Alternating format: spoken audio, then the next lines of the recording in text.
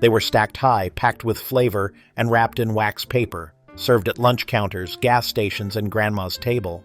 These sandwiches defined an era when simple ingredients made bold memories. So why did they vanish? And what made them unforgettable in the first place? Before it was a popular omelet, the Denver sandwich ruled Western diners. Scrambled eggs mixed with diced ham, green bell peppers, and onions were sandwiched between two slices of toasted white bread, sometimes buttered, always hearty. It was a handheld version of a full breakfast, ideal for cowboys, farmers, and factory workers alike. Popularized in the early 1900s and riding high through the 1950s, this sandwich was filling, fast, and flavorful. Served hot off the griddle with a side of hash browns or chips, it made breakfast portable before drive-thrus existed. As fast food breakfast sandwiches gained popularity in the 80s and beyond, the Denver sandwich slipped away from menus, but it's a gem worth reviving. Just cook your eggs with diced ham and veggies, load them onto bread and toast. One bite and you'll remember why mornings used to taste so good. Yes, it sounds strange, but this salty-sweet combination was a real treat back in the day. The peanut butter and bacon sandwich appeared in lunchboxes, roadside diners, and even Elvis's midnight cravings. Thick slices of bacon were fried crisp and layered onto bread spread with creamy or chunky peanut butter. The result? A smoky, nutty, melt-in-your-mouth masterpiece. Some added honey or banana for extra sweetness, but the classic version needed just 2 ingredients. It was rich, protein-packed, and popular during the Great Depression for its affordability and flavor. This sandwich gained fame in the 1940s and stuck around through the 60s, until low-fat diets pushed bacon off the table. But today, its bold flavor combo feels new again. Don't knock it till you try it. If you're craving comfort food with a twist, this forgotten sandwich deserves a crispy, creamy comeback. Sometimes, the simplest sandwich makes the biggest impact.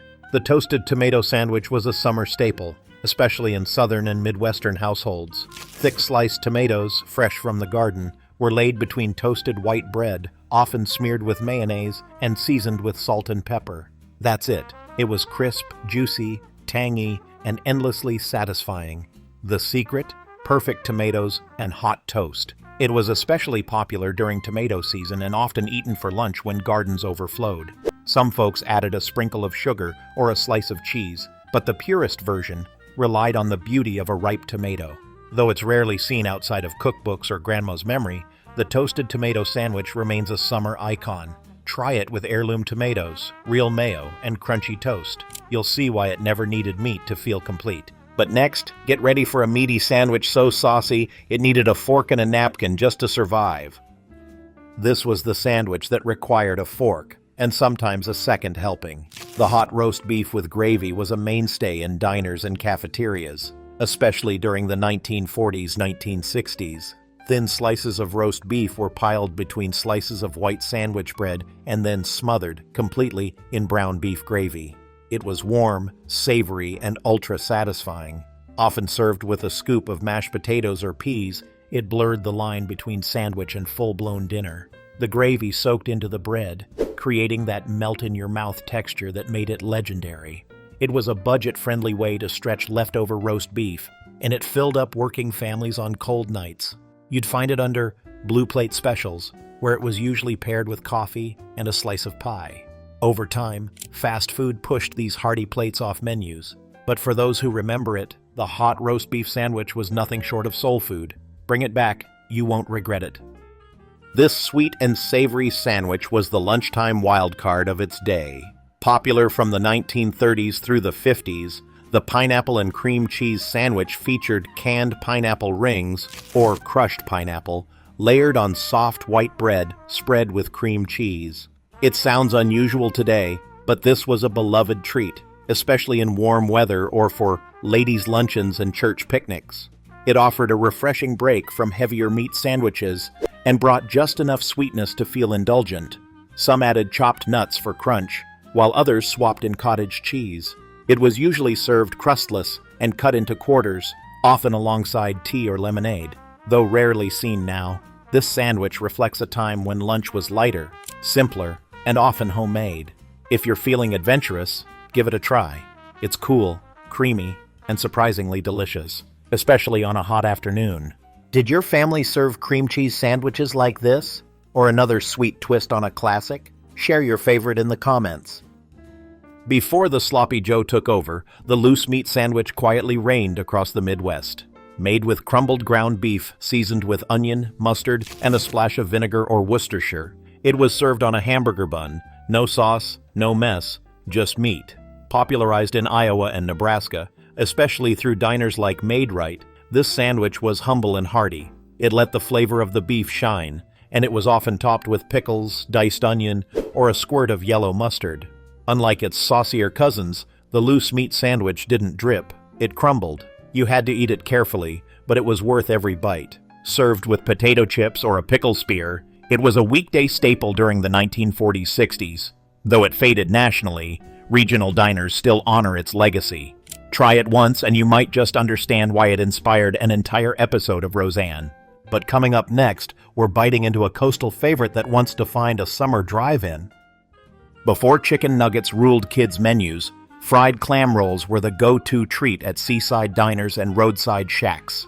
Originating in New England, this sandwich featured crispy, golden-fried clams stuffed into a split-top hot dog bun and often topped with tartar sauce or a squeeze of lemon. It was especially popular in the 1950s and 60s when coastal vacations became more accessible. The texture, crunchy, briny, and warm, was unmatched, and the portability made it perfect for boardwalk strolls. Some versions added lettuce, but purists kept it simple. Fried clam rolls were summer on a bun, found at drive-ins, ice cream stands, and mom-and-pop seafood joints. Overfishing, cost, and changing tastes eventually pushed it out of the mainstream, but the memory of biting into that first crunchy clam lives on. If you ever see one on a menu, grab it. You'll understand why coastal families once counted the days until clam roll season returned. This sandwich was a lunchbox classic, especially in the Midwest and South. Chopped hard-boiled eggs were mixed with mayonnaise and green olives, sometimes stuffed with pimento, creating a tangy, creamy filling that was spread thick between slices of white or rye bread. It was a popular alternative to tuna or chicken salad and brought a burst of salty brightness to midweek meals. Often served at church picnics, bridge games, and school cafeterias, egg and olive salad sandwiches were both economical and flavorful. Some recipes included chopped celery for crunch, a dash of paprika, or sweet pickle relish, while its bold flavor profile eventually fell out of favor during the lean cuisine craze. It has all the elements of a great revival sandwich: protein-packed, quick to prepare, and delightfully unique. Try making it open-faced on toasted bread. It's retro, refreshing, and surprisingly sophisticated. Just be ready for strong opinions. It's a love-it-or-leave-it sandwich that defined a generation. A classic born out of thrift and creativity, ham salad sandwiches were once everywhere. School lunches, hospital cafeterias, and grandma's kitchen counter. Leftover ham was finely chopped or ground, then mixed with mayo, mustard, sweet relish, and sometimes chopped boiled eggs. The result was a pink, tangy, spreadable delight that hit every craving, salty, creamy, and just a little sweet. It was a great way to repurpose Sunday ham and stretch leftovers throughout the week. Often served on white bread or small dinner rolls, it was easy to pack and even easier to love. Variations included celery, onion, or even pineapple tidbits for a sweet twist. As cold cuts became more popular and fewer families cooked large roasts regularly, ham salad faded. But for many, one bite can still bring back memories of brown bags, wax paper, and a thermos of milk. It's a sandwich that proves the best things in life often start as leftovers. Before we move on, let's revisit the spicy, savory sandwich that gave diners a real kick in the 1940s. Not quite a hot dog, not quite a sloppy Joe, the chili dog sandwich was its own glorious hybrid. A grilled or steamed hot dog was split and laid flat between two slices of bread or a bun, then smothered in beefy chili, shredded cheese, and sometimes chopped onions. It was big, messy, and perfect for carnivals, bowling alleys, and drive-ins in the 1940s and 50s. Unlike today's cleaner versions, this chili was rich, thick, and slow-simmered. No beans, just spice and meat. The bread soaked up the sauce, turning each bite into pure indulgence. It became a Friday night favorite, especially when paired with crinkle fries or a malt shake. Some added mustard or hot sauce for an extra kick. As fast food chains streamlined their menus, this messy marvel disappeared. But if you ever crave something bold, retro, and satisfying, bring it back home style. One plate, one napkin, and zero regrets. Did your hometown have its own chili dog twist? Or a sauce you wish still existed? Let us know your spicy secrets in the comments. This sandwich was pure childhood rebellion, in the best way possible. Bologna, sometimes fried and sometimes cold, was layered between slices of white bread with a hearty handful of potato chips smashed inside. The chips added crunch, salt, and fun to a lunchtime basic, and the combination was a staple in homes, lunchboxes, and corner delis from the 1950s through the 70s. Kids invented it, but adults secretly loved it too. No mustard, no mayo, just meat and chips, pressed together until the bread flattened and the crunch fused into every bite. Some families added ketchup or cheese, but the classic stayed humble. It fell out of favor as processed meats declined and healthy lunches took over, but it still holds a nostalgic power few can resist. Try it again during your next guilty pleasure lunch. You'll remember how something so simple once felt like the ultimate treat. Not for the faint of heart. The sardine and onion sandwich was once a staple among working-class families, especially in immigrant communities. Canned sardines, usually in oil or mustard sauce, were laid atop bread and paired with thin slices of raw or pickled onion. Sometimes mustard or a bit of vinegar was added for bite. The smell was bold, but so was the flavor. It was cheap, protein-rich, and required no cooking, which made it popular in lunch pails and factory break rooms. Served with a glass of milk or beer, depending on the setting, it was both old school and deeply cultural. Over time, its scent made it a social pariah, pushing it out of break rooms and kitchens alike. But in today's culinary world, where bold flavors are back, sardines deserve another look. If you're brave enough to revisit it, you might discover a forgotten classic with a punch of heritage in every bite. Next up, we're slicing into a sandwich that once ruled supper clubs with its melty, meaty, mustardy bite, and it wasn't what you'd expect. Before deli chains dominated the lunch hour, the pastrami melt was the star of supper clubs and lunch counters. Hot pastrami, piled high on rye bread, was layered with Swiss cheese and sometimes spicy mustard, then grilled until golden and melty. Unlike the cold pastrami sandwiches of today, this one was all about warmth and ooze, the cheese dripping, the edges crispy, the bread buttery. It often came with a side of coleslaw or a dill pickle and was considered a slightly fancier option for a hearty lunch or modest dinner. Some versions added sautéed onions or even Thousand Island dressing. Though it faded with the rise of fast food, the pastrami melt was once a menu regular in New York, Chicago, and small-town diners alike. Today, it lives in the shadows of the Reuben, but it deserves its own spotlight. Grill one up, take a bite, and you'll be right back in that smoky, buzzing booth of yesteryear. Yes, it's real, and yes, it was loved. The peanut butter and pickle sandwich was a Depression-era innovation that surprisingly lingered into the mid-century lunchbox rotation. Creamy or chunky peanut butter met the briny snap of sliced dill pickles, all layered between soft white bread. The combo hit salty, sweet, sour, and creamy all at once, and though it sounds odd, it worked. It was especially popular with kids who liked strong flavors and parents who needed to stretch every ingredient. Some versions used sweet pickles or added a drizzle of honey. It wasn't just a quirky trend, it became a staple for frugal, flavorful snacking. As food became more processed and predictable, the sandwich lost its edge and slipped off menus. But adventurous eaters still swear by it today. Try one, and you might just find it's the weird, wonderful flavor combo you never knew you needed. Leftover turkey wasn't just for soup or pot pie, it was for croquettes.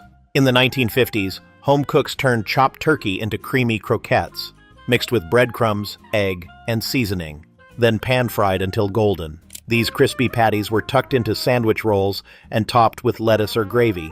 They were especially common the week after Thanksgiving or Christmas, turning scraps into something special. Some versions used cream sauce inside. Others leaned savory with herbs and onion. Served hot, they had the crispiness of fried food with the comfort of roast dinner. Though they've nearly disappeared from the modern menu, croquette sandwiches were a clever, delicious way to stretch leftovers and avoid food waste. One bite of that crunchy exterior and tender interior, and you'll wonder why we ever stopped making them. They're retro, resourceful, and ready for a revival. Did your family make croquettes from leftovers? Or did they have another creative way to use turkey? Share your best hand-me-down sandwich recipe in the comments. Next up, we're slicing into a sandwich that once turned every lunch hour into a smoky, buttery, grill-marked masterpiece. A diner classic that slowly vanished from modern menus. The patty melt combined the best parts of a burger and a grilled cheese. A seasoned hamburger patty was smashed between slices of rye bread with sautéed onions and melted Swiss or American cheese, then grilled in butter until golden brown. It was rich, messy, and utterly satisfying, especially when paired with a side of fries and a cola in a tall glass. First gaining popularity in the 1940s, it stuck around through the 70s, especially in greasy spoons and bowling alley diners. Some versions added pickles or Thousand Island dressing, but the essential trio, beef, cheese, onions, remained. Over time, it got lost in the sea of deluxe burgers and paninis, but it deserves a comeback, especially on nights when comfort food is calling.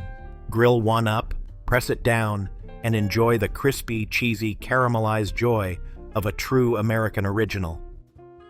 Before it became the club sandwich we know today, the Clubhouse sandwich had its own layered identity. Dating back to the early 1900s and still popular in the 1950s, this triple-decker marvel featured turkey or chicken, bacon, lettuce, tomato, and mayonnaise, stacked between 3 slices of toasted white bread. A toothpick through the top, and sometimes a decorative olive, kept the towering creation together. What made it special was the careful construction and the fresh, crunchy layers. It was a mainstay in hotels, golf clubs, and department store cafes, a sign you were eating something refined, yet familiar. Served with a side of potato salad or potato chips, it felt like a celebration. Over time, simpler sandwiches replaced it on everyday menus. But if you want to bring back a sandwich that feels both classic and elevated, the Clubhouse is ready. Don't forget to slice it into triangles. It's part of the tradition. Straight from the mid-Atlantic, the Scrapple sandwich was a regional delicacy with bold flavor and blue-collar roots. Scrapple, a mix of pork scraps, cornmeal, and spices, was sliced and pan-fried until crispy outside and soft inside. Served hot between 2 slices of bread, often with egg, cheese, or even apple butter, it was a hearty breakfast or lunch sandwich that filled you up fast. Popular in Pennsylvania, Delaware, and Maryland, it was especially common in diners and lunch pails during the mid-20th century. Some ate it plain. Others dressed it up with mustard or maple syrup. Scrapple was born from frugality and became a beloved tradition, though its name and ingredients kept it a bit niche. As regional dishes gave way to national chains, the Scrapple sandwich faded. But for those who grew up with it, there's nothing else like it. Try it if you find it. You might just discover the soul of old-school sandwich ingenuity. Next, we're unwrapping a sandwich so simple and classic, it became the go-to for both elegance and ease in lunchboxes and lunch counters. It may sound dainty, but the cucumber tea sandwich was once a lunchtime staple beyond garden parties. Thin slices of cucumber, often salted and drained to remove moisture, were layered on white or rye bread with a spread of butter or cream cheese. Served crustless and cut into small triangles or rectangles, they were refreshing, crisp, and surprisingly satisfying. Popular at ladies' luncheons, bridal showers, and even school lunches, these sandwiches provided a cool break from heavier meat-based meals. Some variations added fresh herbs like dill or mint, while others used vinegar-soaked cucumbers for extra tang. Though often associated with British tea, cucumber sandwiches had a proud run in American kitchens through the 1950s-70s. As lunch trends turned heartier, this delicate classic disappeared, but its revival is well worth the effort, especially during hot summers, where light, bright flavors hit just right. It might not sound glamorous, but for many families, the cold meatloaf sandwich was better than the original dinner. Slices of leftover meatloaf, firm, savory, and often glazed with ketchup, were layered onto soft white bread with mayonnaise, lettuce, and sometimes a slice of American cheese. It was the ultimate next-day meal, packed into lunchboxes or eaten straight from the fridge. Some toasted the bread for crunch, while others enjoyed it soft and squishy. It became popular in the 1950s when meatloaf ruled weeknight dinners, and leftovers were a point of pride. It was also common in factory break rooms, wrapped in wax paper and ready to go. Though today's leftovers often head to the microwave, this sandwich proves that cold meals can still be deeply comforting. If you've got meatloaf in your fridge, skip the fork, make a sandwich, and relive a delicious slice of working-class Americana. Did you grow up loving cold meatloaf sandwiches or sneaking them from the fridge at midnight? Share your best leftover story in the comments. Before pre-packaged chicken salad dominated deli shelves, there was a homemade version that reigned supreme: chicken salad with grapes and nuts. Cooked, chopped chicken was mixed with mayonnaise, halved grapes, and chopped walnuts or pecans, sometimes with a splash of lemon juice or a hint of celery. It was sweet, savory, and had just the right crunch. Served on white bread, croissants, or even lettuce leaves, it was a staple at baby showers, garden luncheons, and bridge parties from the 1950s through the 70s. The balance of flavors made it feel fancy, even when made with leftovers. Kids often picked out the grapes, but adults loved the sophistication. Over time, its popularity faded in favor of plainer, store-bought versions. But this sandwich deserves a second look. It's fresh, flavorful, and feels like a bite of spring in every mouthful. Make it once, and you'll wonder why anyone ever settled for the bland stuff again. A true working-class hero, the bologna sllo sandwich combined crispy, creamy, and salty in one glorious handheld bite. Cold slices of bologna were laid onto sandwich bread and topped with a generous scoop of homemade coleslaw, usually cabbage-based with a tangy, vinegary, or mayo-based dressing. Sometimes the bologna was fried for extra flavor, and other versions added mustard or hot sauce. It was a staple in southern lunch counters and school cafeterias during the 1950s and 1960s, praised for being cheap, fast, and delicious. The crunch of the sllo balanced the richness of the meat, creating a texture contrast that kept you coming back. Wrapped in wax paper and tucked into a brown bag, it fueled generations of lunch breaks. As processed meats lost favor and bologna became unfairly maligned, the sandwich vanished. But its bold, simple charm is hard to beat. Bring it back with homemade sllo and thick-cut bologna. You might be surprised by just how satisfying it still is. Liverwurst, rich, smooth, and deeply savory, was once a deli staple, especially in German-American households. Spread thick on rye or pumpernickel bread and topped with thin-sliced raw onions, this sandwich packed serious flavor. Some added spicy mustard or even pickles for contrast. Popular from the 1930s through the 1960s, it was often enjoyed with a glass of milk or beer, depending on the setting. It was filling, affordable, and loaded with protein, making it ideal for lunch or a light supper. The smell was unmistakable, and so was the taste. While younger generations shied away from organ meats, older folks considered this sandwich a treat. It's still found in a few regional delis, but its national presence has faded dramatically. Still, for fans of bold, old-world flavors, the liverwurst and onion sandwich remains a nostalgic masterpiece. Try it open-faced on dark rye with spicy brown mustard. You just might develop a taste for this forgotten classic. The cheese dream was a Depression-era creation that continued to comfort diners well into the 1950s. Imagine an open-faced grilled cheese, white bread topped with a thick slice of American or cheddar cheese, broiled until bubbly and golden. Sometimes a slice of tomato or bacon was added, but the essential version was humble and delicious. Served with tomato soup or a handful of potato chips, it was quick, cheap, and satisfying. It became popular in diners and households alike because it took almost no effort to make. Perfect for weeknights, tight budgets, or midnight snacks. Kids loved it. Parents appreciated the ease, and it made a strong showing in wartime cookbooks focused on stretching rations. As more elaborate sandwiches gained popularity, the cheese dream slowly faded into obscurity. But don't underestimate it. It still delivers serious comfort. Broil one up today, and you'll be amazed at how something so simple can feel so perfect. And for our final entry, we revisit a sandwich so legendary, it earned its own place on soda shop menus across America. The pimento cheese sandwich was once king of southern lunchboxes and soda fountains. A creamy mix of shredded cheddar, mayo, and chopped pimentos, this bright orange spread was slathered onto soft white bread and cut into triangles. Some families added a dash of garlic, onion powder, or hot sauce for extra punch. It was equally at home in picnic baskets, tea parties, and school cafeterias from the 1930s through the 1970s. The taste was tangy, creamy, and a little sweet, completely unique and instantly nostalgic. It was often made in big batches, kept in Tupperware in the fridge for quick lunches or after-school snacks. As processed cheese spread and changing tastes took over, pimento cheese slid out of the national spotlight. But in southern kitchens, it never really left. Today, it's ready for a big comeback. Serve it chilled, grilled, or stuffed in celery sticks.